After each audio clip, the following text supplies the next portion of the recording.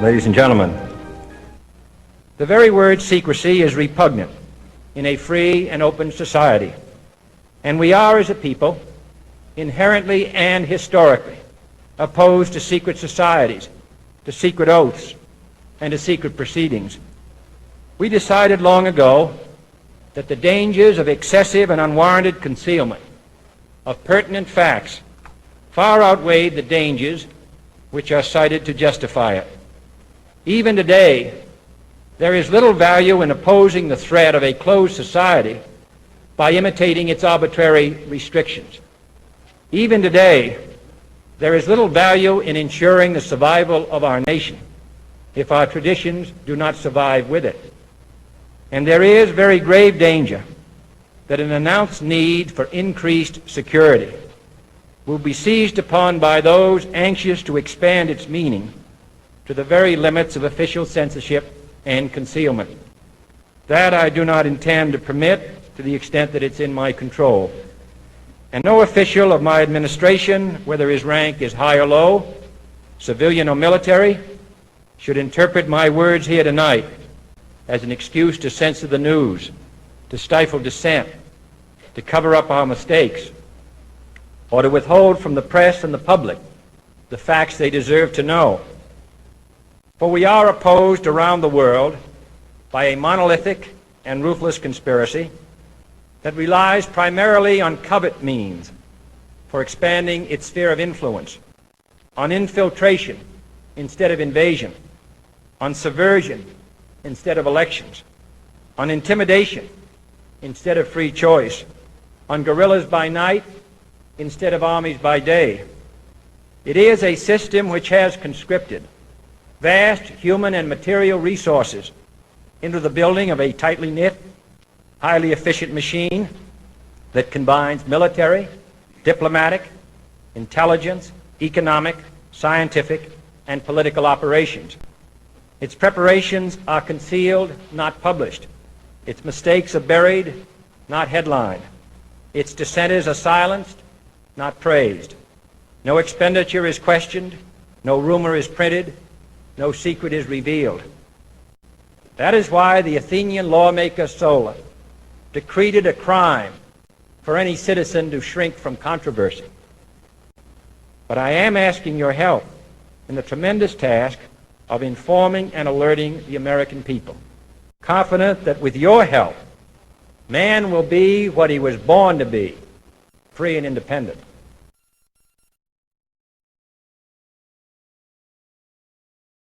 We must guard against the acquisition of unwarranted influence, whether sought or unsought, by the military-industrial complex.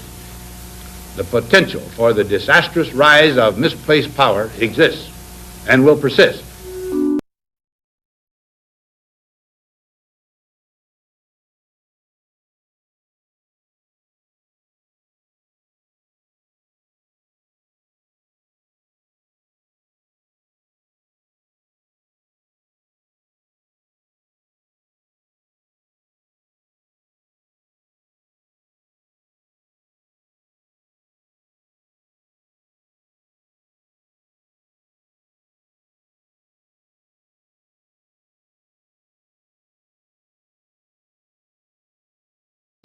There's the addiction to power. People have power, but they want more and more and more. Nothing is ever enough for them. Acquisition, corporations that must own more and more. The addiction to oil, but it leads to the wealth and to the products made accessible to us by oil. Look at the negative consequences on the environment. We're destroying the very earth that we inhabit for the sake of that addiction. Now, these addictions are far more devastating in their social consequences than the cocaine or heroin habits of my downtown East Side patients. Yet they're rewarded and considered to be respectable. The tobacco company executive that shows a higher profit will get a much bigger reward. He doesn't face any negative consequences legally or otherwise. In fact, he's a respected member of the board of several other corporations. But tobacco smoke related diseases kill 5.5 million people around the world every year. In the United States, they kill 400,000 people a year. And these people are addicted to what? To profit. To such a degree are they addicted that they're actually in denial about the impact of their activities, which is typical for addicts, is denial. And that's a respectable one. It's respectable to be addicted to profit no matter what the cost. So what is acceptable and what is respectable is a highly arbitrary phenomenon in our society. And it seems like the greater the harm, the more respectable the addiction.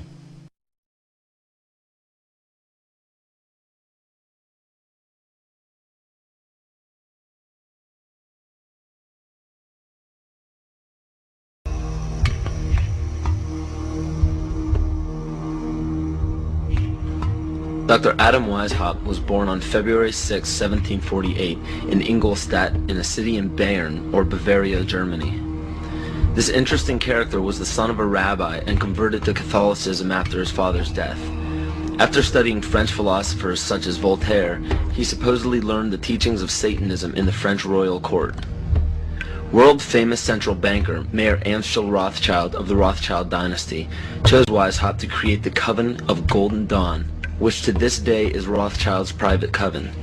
Amschel Rothschild, for those who are unaware, instigated the American Revolution, America's supposed liberation from Britain. Rothschild instructed Weishaupt to create the Ancient Illuminated Seers of Bavaria. This is better known as the Order of the Illuminati. The name in Luciferian teachings means the bearer of the light, the illuminated, or the enlightened one. The Areopagite, or tribunal, was the inner circle of the Supreme Order, and were the only ones privy to secret meetings. In Nesta Webster's book, The World Revolution, she states, "The art of Illuminism lay in enlisting dupes as well as adepts, and by encouraging dreams of honest visionaries or the schemes of fanatics, by flattering the vanity of ambitious egotists, by working on unbalanced brains, or by playing such passions as greed and power to make men of totally divergent aims serve the secret purpose of the sect. People with money were welcomed but kept oblivious to actual secrets. The purpose is to win power and riches, to undermine secular or religious government, and obtain the masters of the world." The goal of the order was and still is to one day deliver the human race from all religion. Progression through the political and religious hierarchy was obtained by blackmail in the form of bribing people in power with sex from local prostitutes. In the 16th and 17th century, high-ranking officials in political or religious organizations were liable to be sentenced to death for such acts. In 1780, Baron Franz Friedrich Knigge was recruited. He was the most instrumental person in the marriage of the Masons and the Illuminati. This allowed the Illuminati to expand rapidly with the use of Masonic lodges. On August 29, 1781, Congress of Wilhelmsbad declared the alliance official. Those in attendance were put under oath, never to reveal what took place in that meeting. Comte de Virieu, a Mason from Martinez Day Lodge at Lyons, was questioned about the meeting upon his arrival home. He stated, "I can only tell you that all this is much more serious than you think. The conspiracy which is being woven is so well thought out that it will be, so to speak, impossible for the monarchy and the church to escape it." He later denounced the Illuminati.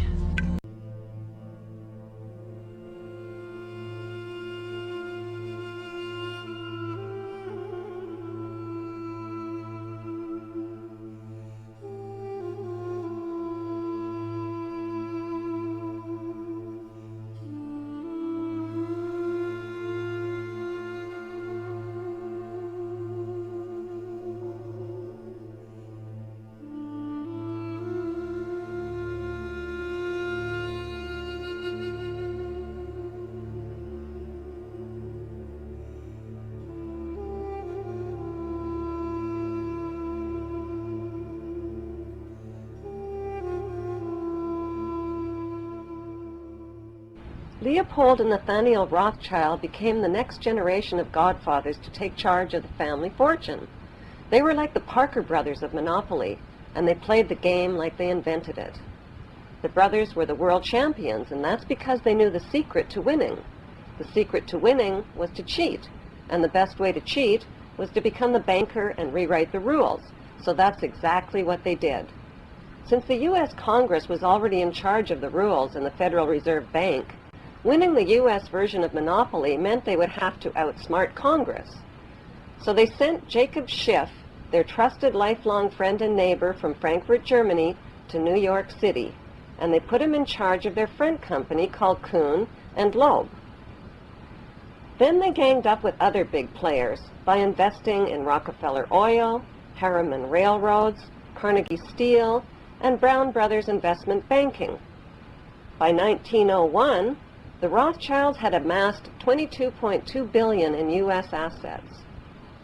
The mayor of New York, John Hylan, called them the invisible government, while Congressman Louis McFadden called them a dark crew of financial pirates who would slit a man's throat to get a dollar. When Woodrow Wilson became President of the United States in 1912, he sold out America. Wilson was backed by Jacob Schiff and Paul Warburg, who worked in the United States as German immigrant agents for the Rothschilds. In 1913, Paul Warburg rewrote the U.S. monopoly rules with the help of Senator Nelson Aldrich. They called the new rules the Federal Reserve Act. With President Woodrow Wilson's blessing, the U.S. Federal Reserve Bank became a privately owned central bank, free of government control.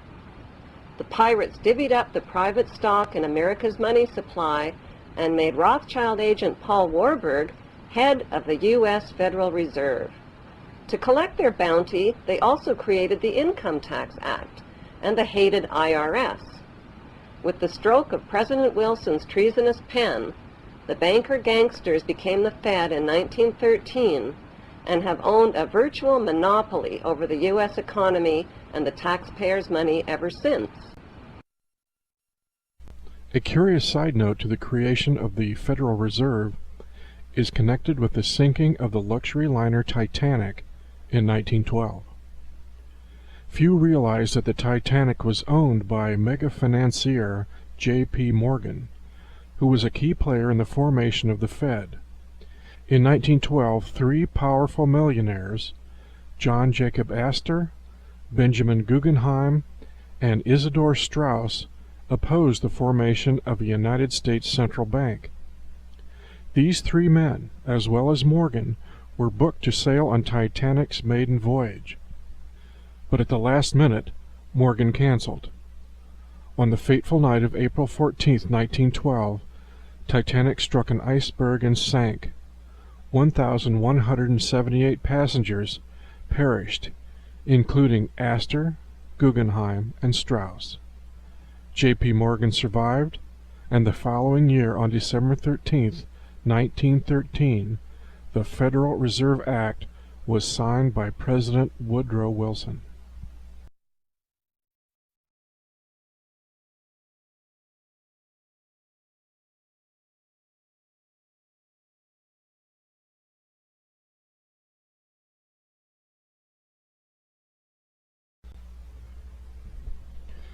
Like medieval wizards who sought to turn lead into gold, the Dark Lords of the Federal Reserve make money out of nothing.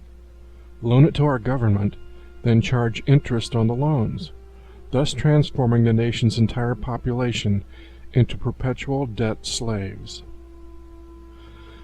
With the financial collapse of 1929, the nation fell victim to an economic disaster engineered by the agents of the Federal Reserve, designed to further consolidate America's wealth into the greedy hands of the international bankers. On May 23, 1933, in the midst of the Great Depression, Congressman Louis T. McFadden brought formal charges against the Board of Governors of the Federal Reserve Bank System, the Comptroller of the Currency, and the Secretary of the United States Treasury for numerous criminal acts, including but not limited to conspiracy, fraud, unlawful conversion, and treason.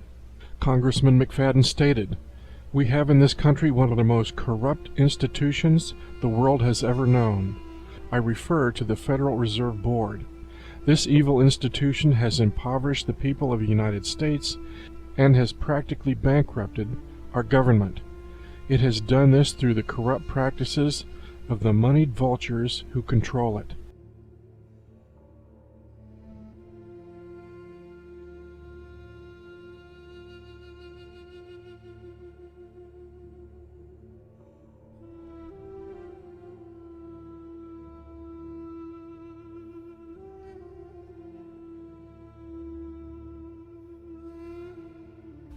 Even President Woodrow Wilson clearly realized he'd been a puppet manipulated by overwhelming forces when he stated, "There is a power somewhere so organized, so subtle, so watchful, so interlocked, so complete, so pervasive, that they had better not speak above their breath when they speak in condemnation of it." After leaving office, Wilson confessed, "I am a most unhappy man. I have unwittingly ruined my country. A great industrial nation is controlled by its system of credit. Our system of credit is concentrated. The growth of the nation, therefore, and all our activities are in the hands of a few men. We have come to be one of the worst ruled, one of the most completely controlled and dominated governments in the civilized world. No longer a government by free opinion, no longer a government by conviction and the vote of the majority, but a government by the opinion and duress of a small group of dominant men." In 1921, 8 years after the creation of the Federal Reserve, an institution was established in New York City innocuously titled the Council on Foreign Relations. The founding president was John W. Davis, personal attorney to J.P. Morgan. Virtually every president of the United States since its inception has been a CFR member, not the least of which being Bill Clinton, George Bush, and Barack Obama. Behind the facade of Republican or Democratic political parties, the United States is run by a one-party dictatorship, the Council on Foreign Relations. American voters elect a president who is, first and foremost, a member of the CFR. The stated agenda of the Council, whose members include the world's corporate, banking, military, and media elite, is to ensure international economic stability. However, the Council's covert agenda, as stated by member Admiral Chester Ward, former Judge Advocate General of the United States Navy, was the submergence of United States sovereignty and national independence to an all-powerful, one-world government.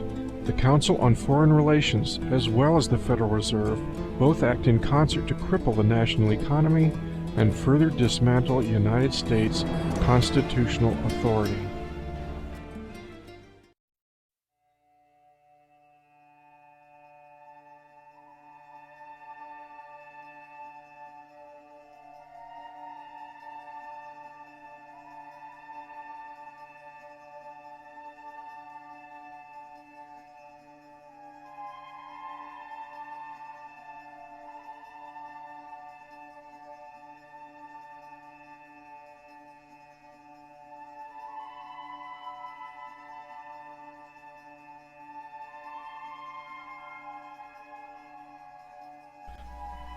In 1776, the American colonies won their independence not so much from the British Crown, but from the stranglehold of the British Central Bank. The liberated colonies printed their own interest-free monies, which the European bankers would ultimately not tolerate. By cleverly financing both sides of any armed conflict since the days of Napoleon, the Rothschild banking dynasty has artfully fashioned war as its primary tool to seize inconceivable wealth and international political control worldwide. And over the years since our nation's inception, control over our money system has been a source of bitter contention. President Andrew Jackson openly defied the banking monopolies by declaring, "You are a den of vipers and thieves. I intend to rout you out, and by the eternal God I will rout you out." When cost of the American Civil War brought the Union to near bankruptcy, President Abraham Lincoln ordered the National Treasury to issue interest-free greenback dollars in defiance of New York banking monopolies. This venture was so successful, Lincoln considered installing the new currency permanently, but his convenient assassination in 1865 derailed that intention. Lincoln once said, "I have two great enemies, the Southern Army in front of me and the financial institutions in the rear. Of the two, the one in the rear is the greatest enemy."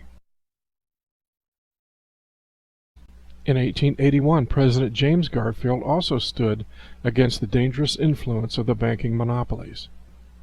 Whosoever controls the volume of money in any country is absolute master of all industry and commerce.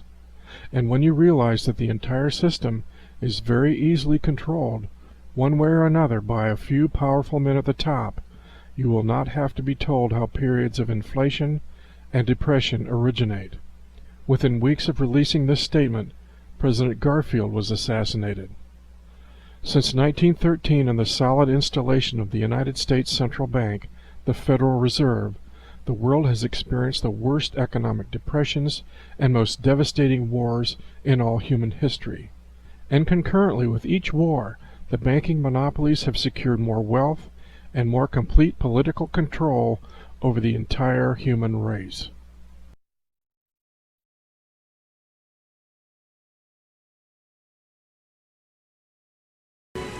The organizing principle of any society, Mr. Garrison, is for war. The authority of the state over its people resides in its war powers. And Kennedy wanted to end the Cold War in his second term. He wanted to call off the moon race in favor of cooperation with the Soviets. He signed a treaty with the Soviets to ban nuclear testing. He refused to invade Cuba in 1962, and he set out to withdraw from Vietnam. But all of that ended on the 22nd of November, 1963.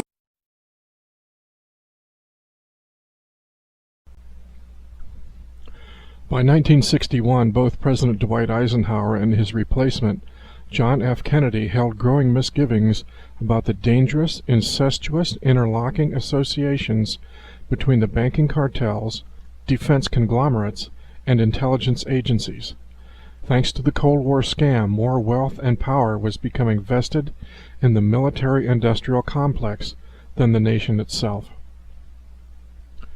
After the Second World War, the international banksters fashioned the world into a pair of competing, monolithic political power blocks, communists against capitalists, poised for a suicidal nuclear weapons slugfest, a fierce rivalry that demanded non-stop weapons proliferation, generating unprecedented cash windfalls for military contractors and the bankers who financed them.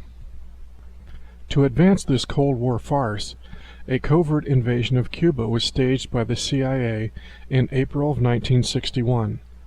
President Kennedy, enraged by the agency's reckless abuse of authority, refused to support the operation. In turn, John Kennedy fired CIA Director Allen Dulles and promised to break the agency into 1,000 pieces and scatter it to the wind. Dulles had earned sacred cow status in American intelligence from his early days in the Office of Strategic Services in World War II. And prior to the war, Allen and his brother, John Foster Dulles, were international finance specialists for the powerful Wall Street law firm of Sullivan and Cromwell. The Dulles brothers were instrumental in liberating American corporations from United States government restrictions against investing in Nazi business interests. After the war, in September of 1946, President Harry Truman authorized Project Paperclip, a program to bring selected German scientists to work on America's behalf during the Cold War. As such, Allen Dulles installed Nazi Major General Reinhard Gehlen and his intelligence unit into the CIA. After leaving office, Truman expressed regret for having established the Central Intelligence Agency. For some time I have been disturbed by the way the CIA has been diverted from its original assignment. It has become an operational and at some times a policy-making arm of the government. But John Kennedy was not content to simply restructure the CIA. He decided to take on the Federal Reserve as well.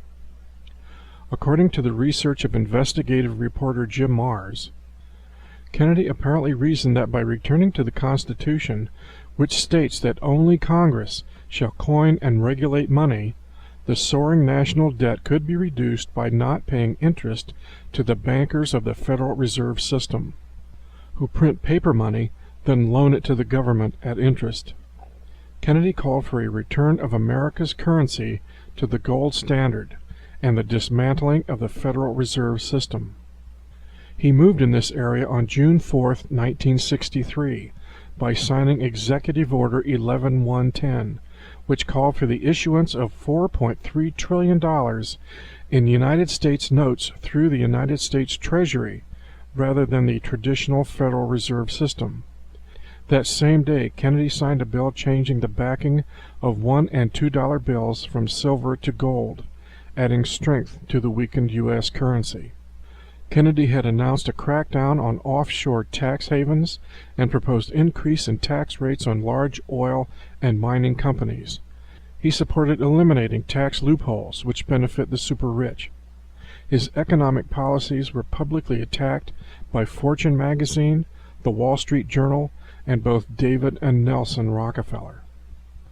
Of course, none of Kennedy's efforts succeeded. The CIA and the Federal Reserve remained unscathed.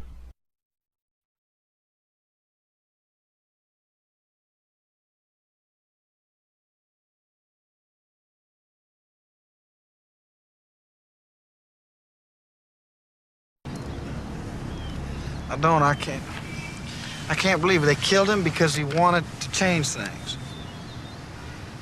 In our time. Well, they've been doing it In all our through country. history. Kings are killed, Mr. Garrison. Politics is power, nothing more. Oh, don't take my word for it. Don't believe me. Do your own work, your own thinking. The size of this is beyond me. Testify. Me? Testify. No chance in hell. No, I'd be arrested and gagged, maybe sent to an institution, maybe worse, you too. I can give you the background. You have to find the foreground, the little things. Keep digging. Remember, you're the only person to bring a trial in the murder of John Kennedy. That's important. It's historic. I haven't yet. I don't have much of a case. You don't have a choice anymore. You've become a significant threat to the national security structure. They would have killed you already, but you got a lot of light on you. Instead, they're trying to destroy your credibility. They already have in many circles in this town. Be honest. Your only chance is to come up with a case. Something. Anything. Make arrests. Stir the shitstorm. Hope to reach a point of critical mass that'll start a chain reaction of people coming forward. Then the government will crack. Remember, fundamentally, people are suckers for the truth. And the truth is on your side, Bubba.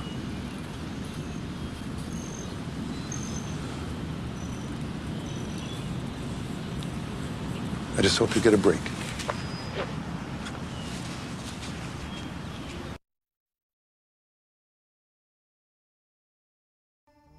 Allen Dulles was appointed to the Warren Commission, which dismissed Kennedy's murder as the random act of a lone gunman. But historically, it was another triumph for the bankers of the Federal Reserve and their cronies. American presidents were reduced to transient custodians whose job is to speak as often as possible of this nation's desire for peace, while they act as business agents for the military and their hardware manufacturers.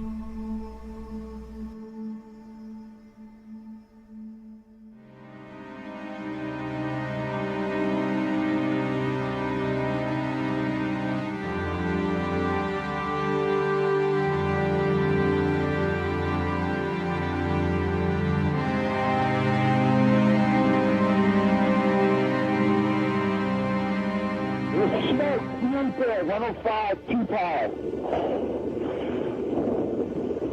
It's really bad. It's black. It's iron.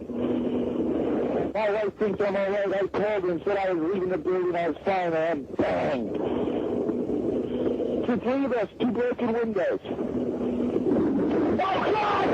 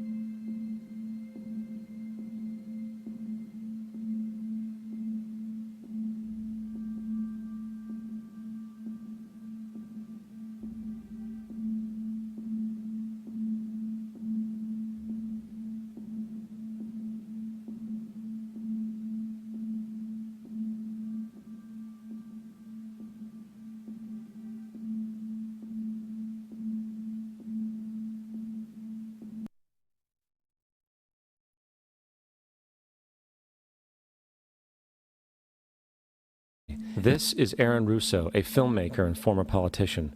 To his left is Nicholas Rockefeller of the infamous Rockefeller banking and business dynasty. After maintaining a close friendship with Nicholas Rockefeller, Aaron eventually ended the relationship, appalled by what he had learned about the Rockefellers and their ambitions. I got a call one day from an attorney woman I knew, and she said, would you like to meet one of the Rockefellers? I said, sure, I'd love to. And we became friends, and he began to divulge a lot of things to me. So he said to me one night, he said that there's going to be an event there, and out of that event, you're going to see we're going to go into Afghanistan, so we can run pipelines from the Caspian Sea. We're going to go into Iraq to take the oil and establish a base in the Middle East, and we're going to go into Venezuela and try and get rid of Chavez. And the first two they've accomplished. Chavez they didn't accomplish. And he said you're going to see guys going into caves looking for looking for people that they're never going to find. You know, he was laughing about the fact that you have this war on terror. There's no real enemy. He's talking about how by having this war on terror, you can never win it because so it's an eternal war. And so you can always keep taking people's liberties away. And I said, how are you going to convince people that this war is real? He said, but the media can convince everybody it's real. I mean, you know, it's just that you keep talking about things. You keep saying it over and over and over again, and eventually people believe it. You know, you created the Federal Reserve in 1913 through lies. You create 9/11, which is another lie. Through 9/11, then you're fighting a war on terror, and now all of a sudden you go into Iraq, which was another lie, and now they're going to do Iran. You know, and it's all one thing leading to another, leading to another, leading to another. Now, I would say to them, what are you doing this for? What's the point of this thing? You have all the money in the world you ever want. You have all the power. I said, you know, you're hurting people. It's not a good thing. And he would say, what do you care about the people for? Take care of yourself and you take care of your family. And then I said to him, what are the ultimate goals here? He said, the ultimate goal is to get everybody in this world chipped with the RFID chip and have all money be on those chips and everything on those chips. And if anybody wants to protest what we do or violate what we want, we just turn off their chip.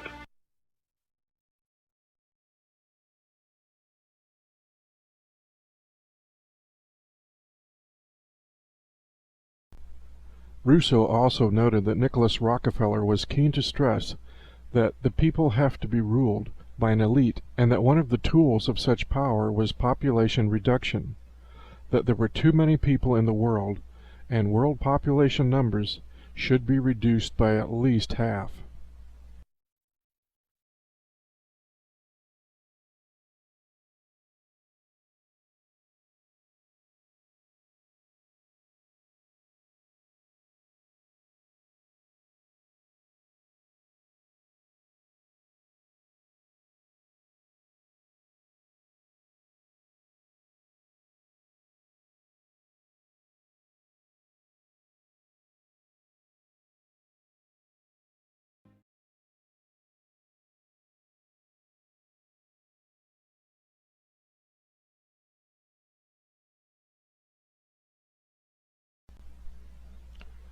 In 1966, Professor Gordon J.F. MacDonald was Associate Director of the Institute of Geophysics and Planetary Physics at the University of California, Los Angeles, also a member of the President's Science Advisory Committee and later a member of the President's Council on Environmental Quality.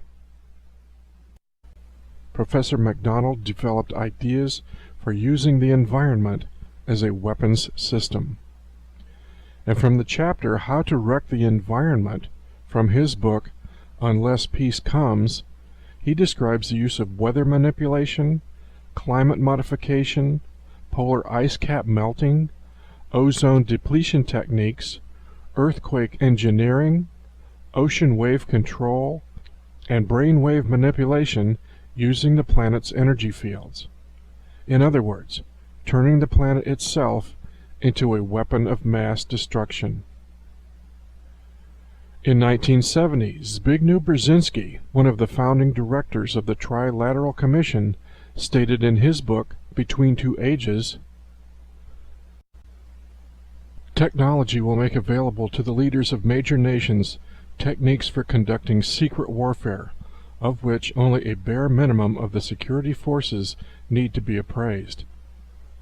Technology of weather modification could be employed to produce prolonged periods of drought or storm. As well, one could develop a system that would seriously impair the brain performance of very large populations in selected regions over an extended period. No matter how deeply disturbing the thought of using the environment to manipulate behavior for national advantages to some, the technology permitting such use will very probably be developed within the next few decades. As early as 1970s, Zbigniew Brzezinski predicted a more controlled and directed society would gradually appear linked to technology. This society would be dominated by an elite group possessing superior scientific know-how. Unhindered by the restraints of traditional liberal values, this elite would not hesitate to achieve its political ends by using the latest modern techniques for influencing public behavior and keeping society under close surveillance and control. Presently serving as advisor to President Barack Obama, Brzezinski recently expressed dismay that an awakening political consciousness in the mass population is making the fulfillment of elitist goals more difficult, and he cryptically added that thanks to advanced technologies, it is now easier to kill 1 million people than to control them. A population that cannot be controlled would serve no use to the ruling masters. Dr. Carol Rosen, former assistant to famed German rocket scientist Wernher von Braun, claims he warned her repeatedly before his death that a series of staged events were being prepared to engineer a false flag Armageddon. When I was a corporate manager of Fairchild Industries in 1974 through 77, I met the late Dr. Wernher von Braun in early 74. At that time, von Braun was dying of cancer, but he assured me that he would live a few more years in order to tell me about the game that was being played, that game being the effort to weaponize space, to control the Earth from space and space itself. Von Braun's purpose in life during the last years of his life, his dying years, was to educate the public and decision makers about why space-based weapons are a dumb, dangerous, destabilizing, too costly, unnecessary, unworkable, undesirable idea. The strategy that Wernher von Braun taught me was that first the Russians are going to be considered to be the enemy. In fact, when I met him in 74, they were the enemy, the identified enemy. We were told that they had killer satellites. We were told that they were coming to get us and control us, the dirty commies, that whole story. First, the Russians were the enemy against whom we're going to build space-based weapons. Then terrorists would be identified, and that was soon to follow. We heard a lot about terrorism. Then we were going to identify third world country crazies. We now call them nations of concern. But he said that would be the third enemy against whom we would be needing to build space-based weapons. And the next enemy was asteroids. Now at this point, he kind of chuckled the first time he said it. Asteroids, against asteroids we're going to build space-based weapons. So it was funny then. And the funniest one of all was against what he called aliens, extraterrestrials. That would be the final card. And over and over and over during the 4 years that I knew him and was giving his speeches for him, he would bring up that last card. And remember, Carol, the last card is the alien card. We're going to have to build space-based weapons against aliens. And all of it, he said, is a lie. He didn't mention a timeline, but he said that it was going to be speeding up faster than anybody could possibly imagine. That the effort to put weapons in space was not only based on a lie, but would accelerate past the point of people even understanding it until it was already up there and too late.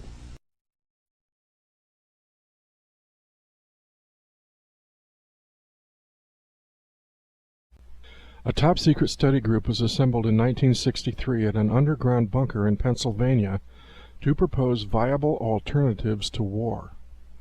Their report, leaked in 1967, concluded that peace was in fact detrimental to social stability, that even if lasting peace could be achieved, it would almost certainly not be in the best interest of society to achieve it. The existence of an accepted external menace, then, is essential to social cohesiveness, as well as to the acceptance of political authority. The menace must be believable, it must be of a magnitude consistent with the complexity of the society threatened, and it must appear at least to affect the entire society. The Iron Mountain Report also suggests that an effective substitute for war would require alternate enemies.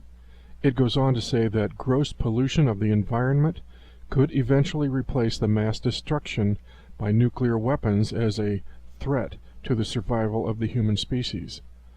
The report further states that poisoning of the air and the principal sources of food and water supply is already well advanced. And just as Dr. Carol Rosin stated, the report included that an alien invasion threat was a serious component to this war substitute planning. It has been highly argued that an external alien menace would offer the last best hope of peace, etc., by uniting mankind against the danger of destruction by creatures from other planets or from outer space. Experiments have been proposed to test the credibility of an out-of-our-world invasion threat.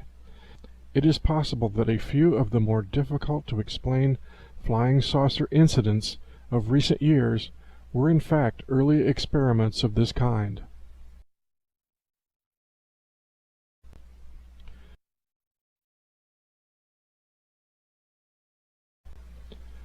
Thus the evil money masters now use their limitless wealth to fashion fantastic technologies to further their obsessive lust for omnipotent control over the human population, to ultimately re-engineer our race into a totally monitored assembly line of anesthetized, homogenized, lobotomized robot cyborgs.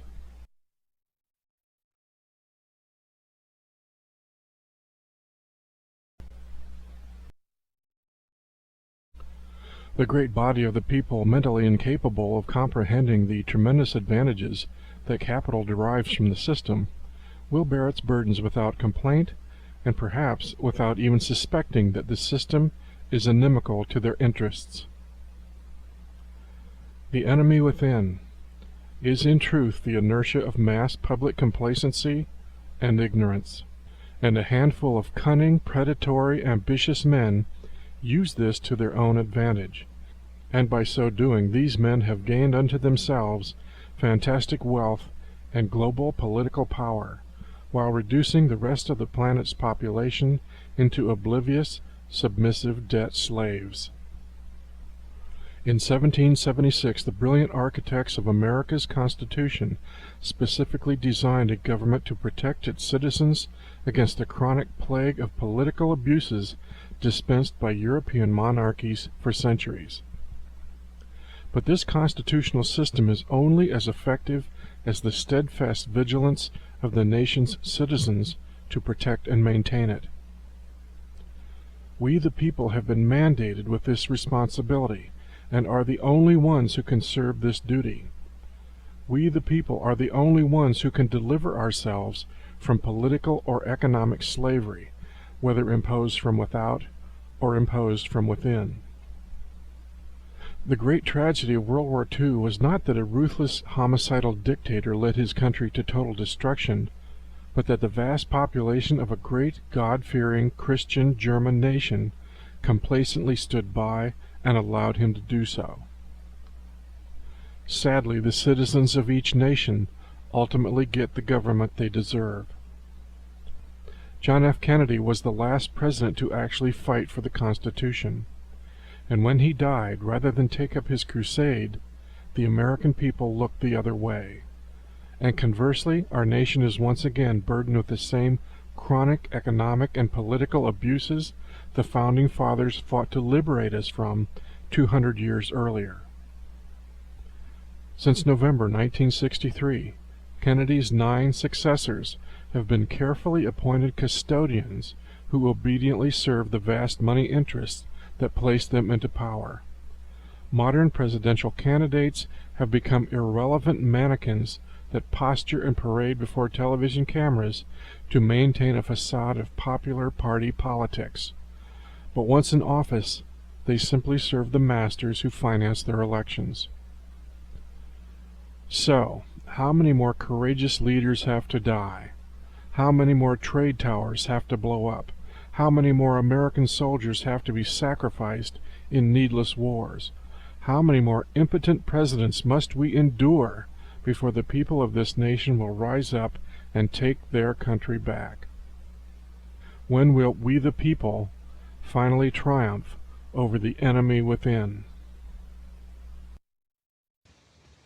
But I don't want to be an emperor. That's not my business. I don't want to rule or conquer anyone. I should like to help everyone if possible. Jew, Gentile, black man, white. We all want to help one another. Human beings are like that. We want to live by each other's happiness, not by each other's misery. We don't want to hate and despise one another. In this world there's room for everyone, and the good earth is rich and can provide for everyone. The way of life can be free and beautiful, but we have lost the way. Greed has poisoned men's souls, has barricaded the world with hate, has goose-stepped us into misery and bloodshed. We have developed speed, but we have shut ourselves in. Machinery that gives abundance has left us in want. Our knowledge has made us cynical, our cleverness hard and unkind. We think too much and feel too little. More than machinery, we need humanity. More than cleverness, we need kindness and gentleness. Without these qualities, life will be violent, and all will be lost. The aeroplane and the radio have brought us closer together. The very nature of these inventions cries out for the goodness in men, cries out for universal brotherhood, for the unity of us all. Even now, my voice is reaching millions throughout the world, millions of despairing men, women, and little children, victims of a system that makes men torture and imprison innocent people. To those who can hear me, I say, do not despair. The misery that is now upon us is but the passing of greed, the bitterness of men who fear the way of human progress. The hate of men will pass, and dictators die, and the power they took from the people will return to the people. And so long as men die, liberty will never perish. Soldiers, don't give yourselves to brutes, men who despise you, enslave you, who regiment your lives, tell you what to do, what to think, and what to feel, who drill you, diet you, treat you like cattle, use you as cannon fodder. Don't give yourselves to these unnatural men, machine men with machine minds and machine hearts. You are not machines, you are not cattle, you are men. You have the love of humanity in your hearts. You don't hate, only the unloved hate, the unloved and the unnatural. Soldiers, don't fight for slavery, fight for liberty. In the 17th chapter of St. Luke it is written, the kingdom of God is within man, not one man nor a group of men, but in all men, in you. You, the people, have the power to create machines, the power to create happiness. You, the people, have the power to make this life free and beautiful, to make this life a wonderful adventure. Then in the name of democracy, let us use that power. Let us all unite. Let us fight for a new world, a decent world, that will give men a chance to work, that will give youth a future and old age a security. By the promise of these things, brutes have risen to power, but they lie. They do not fulfill that promise. They never will. Dictators free themselves, but they enslave the people. Now let us fight to fulfill that promise. Let us fight to free the world, to do away with national barriers, to do away with greed, with hate and intolerance. Let us fight for a world of reason, a world where science and progress will lead to all men's happiness. Soldiers, in the name of democracy, let us all unite!